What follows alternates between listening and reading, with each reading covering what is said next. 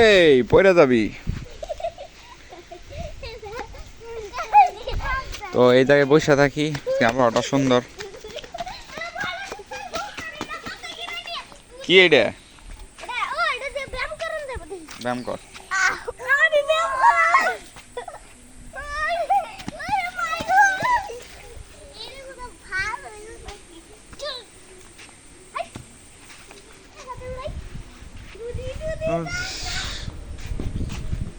বাতাস আসছে বন্ধুরা, দেখতে পাচ্ছেন কত সুন্দর বাতাস। তো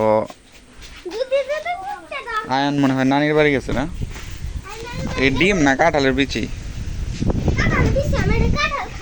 কাঁঠাল পাকছে না? কই বাও? কোন জায়গায় কাঁঠাল পাকছে আসলে?